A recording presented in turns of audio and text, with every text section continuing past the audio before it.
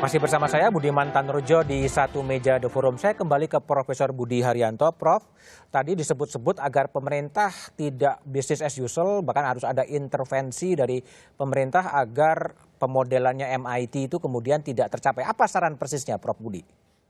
Ya, saya lihat ada dua hal. Yang pertama adalah penguatan kontak tracing terkait dengan lebih cepatnya pemeriksaan PCR dari laboratorium.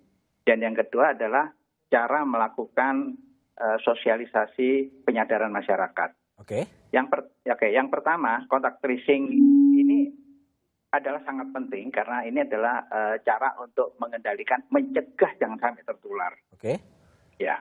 Nah, kontak tracing biasanya dilakukan pada saat orang, misalnya hari Senin ini ambil tesnya ya, dites oleh PCR dan kemudian ternyata 5 hari, 6 hari kemudian tesnya baru keluar. Oke. Nah, ketika tesnya keluar itu sebenarnya kan orang tersebut hari Senin ini, kemarin sebenarnya dia positifnya. Orang ini kemana saja setelah itu sampai dia dinyatakan positif. Itu yang harus dilacakkan. Ya. Dia ketemu siapa saja, dia jalan kemana saja, dia makan dengan siapa. Ya. Kalau waktunya tes itu lama, 5 hari, 6 hari, bahkan sampai 12 hari, orangnya bisa lupa itu. Oke. Ketemu dengan siapa saja. Sehingga orang-orang yang sebenarnya kontak dekat dengan dia tadi, yang harusnya dites juga, dan kemudian juga harus melakukan isolasi, baik mandiri maupun dibawa ke rumah sakit, itu banyak yang lepas. Seperti yang sekarang terjadi. Nah, jadi kalau sekarang misalnya kita tahu ada 7 atau 8 provinsi yang tinggi, yang merah ya, merah atau katakanlah merah ditambah dengan yang oranye gitu ya, di pool saja laboratorium ditambahin saja laboratoriumnya, diperbanyak di sana sehingga katakanlah laboratorium itu bisa memeriksa PCR hanya 2 hari saja misalnya. Oke. Maka dalam 2 hari yang bersangkutan tadi yang diperiksa Senin, kemudian hari Rabu udah keluar, itu bisa ditanya dengan mudah. Kamu kemana saja? Senin kemana saja, Selasa kemana saja, sampai hari ini kemana saja. Oke, Prof Budi. Oke, ada satu lagi yang sosialisasi. Ya, sekarang harus dibalik penyadaran ke masyarakat itu. Tidak lagi bahwa mereka itu yang tidak menggunakan masker, mereka yang tidak jaga jarak itu hanya dihukum, didenda misalnya ya, karena melanggar. Tapi harus dibalik. Dikatakan selain didenda, dia juga harus dikatakan Anda itu membahayakan orang lain. Anda itulah yang akan menjadikan orang lain tertular. Anda yang menjadikan orang sakit dan Anda juga yang mungkin menjadikan orang mati. Harus dibalik seperti itu. Baik, Prof Budi, saya ke Pak Bustanul Arifin. Pak Bustanul, jadi gimana? Ini mendamaikan ekonominya selamat, tapi juga kesehatan publiknya bisa selamat. Saran Anda apa yang harus dilakukan oleh pemerintah sekarang? Tetap saya pada prinsip yang pertama tadi, Bung Budiman, bahwa memang penanganan kesehatannya, penanganan aspek COVID-nya itu memang harus dilakukan. Saya setuju tadi Bang Wiku, terus Pak Budi. Jadi memang diperketat seperti itu. Apakah mampu melakukan kontak tracing? Saya pikir itu pertanyaan besar, Pak. Pertanyaan besar. Nah, dari situ pelan-pelan, tadi saya ulang yang pertama tadi, bahwa kita memang perlu mensupport untuk pemulihan ekonominya. Contoh begini, Mas. Kebetulan saya pengurus Perheti, orang ekonomi pertanian.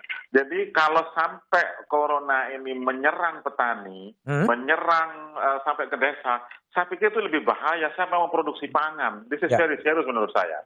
Anda masih ingat mungkin peringatannya FAO ya. Bahkan mereka sudah bukan menggunakan kata-kata food crisis, tapi food emergency, global food emergency. Nah, ini juga yang harus dilakukan, yang harus bukan hanya balance ya, tapi mungkin bikin prioritas. Yang prioritas tadi yang sudah sampaikan, kalau memang terdampak usahanya belum kasih bansos.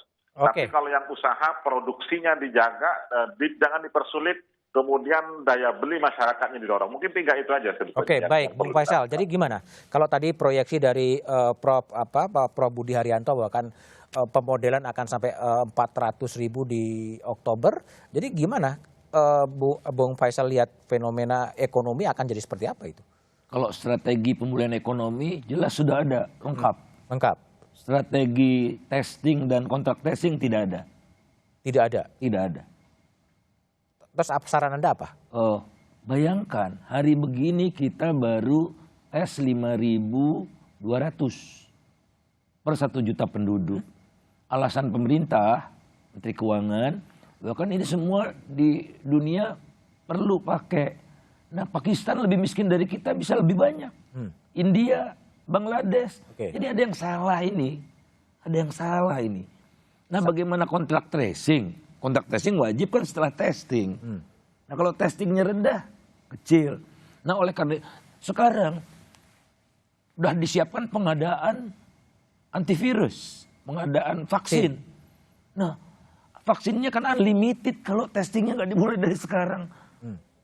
Saya nggak ngerti cara berpikirnya itu. Nah, kemudian kedua, tolong yang Pak Inul katakan itu betul-betul dicamkan karena sekarang sudah terjadi fase 2 bukan gelombang 2. Fase 2 jadi pergeseran penyebaran dari kota ke desa sudah terjadi. Karena mobilitas hari ini tambah 2 kabupaten. Ya. Jadi totalnya sudah 473 kabupaten kota. Kan sebagian besar kabupaten jadi sudah ke desa. Nah, tolong di desa itu alat kesehatan sedikit, tenaga kesehatan sedikit, fasilitas kesehatan sedikit. Angka kematian jadi bisa lebih tinggi. Jadi hal-hal seperti ini yang saya tidak kehilangan gitu. Bicaranya presiden ekonomi terus. Oke, baik. Prof. Wiku, jadi kalau hasil analisis dari MIT tadi 10 Oktober bisa di angka 400.000 yang terkonfirmasi positif. Dari strategi dari komite soal pemodelan statistik seperti gimana sih, apakah memang dan antisipasi apa kalau memang itu betul terjadi seperti itu? Ya, jadi pemodelan itu salah satu cara kita juga untuk menggantungkan pada jangan sampai tercapai seperti itu. Jadi krisis ini juga harus ditangani dengan cara yang extraordinary. Jadi semua pihak harus betul-betul mendukung proses penanganan kesehatan dengan cepat. Tadi sudah disampaikan, testing itu kunci untuk bisa tracing. Tracingnya dinilai masih belum. Ya, itu adalah refleksi kepada kemampuan kita bersama yang belum cukup. Testing itu kan harusnya memang harus cepat. Tapi bayangkan kemampuan kita yang terbatas itu sekarang sudah meningkat. Tapi belum cukup. Belum cukup. Terutama tadi di daerah-daerah merah dan seterusnya. Itu kan berarti bisa jadi karena tesnya yang meningkat atau justru sebaliknya. Dia kemampuannya belum cepat untuk bisa menangani itu sehingga risikonya jadi turun. Begitu juga dengan tracing. Inilah dengan momentum dengan perpres yang baru ini kita harapkan kita bisa bergerak lebih cepat lagi, bersinergi. Karena ada tantangan yang lebih besar lagi sekarang ekonomi. Jadi kesehatannya nggak boleh kendur sama sekali untuk melakukan itu. Pertanyaan terakhir, Prof. Wiku. Untuk kasus Jakarta, apakah kemungkinan akan terjadi penutupan lagi atau pembatasan sosial berskala besar lagi? Lihat tren seperti sekarang?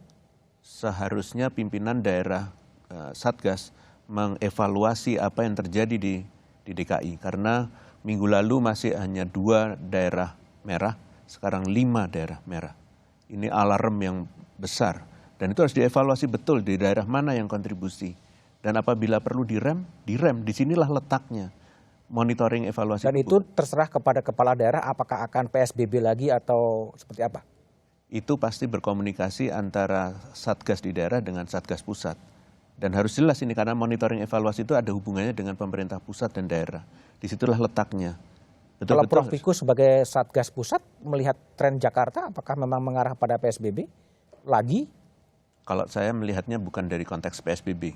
Disiplin saja dalam melakukan aktivitas. Disiplin.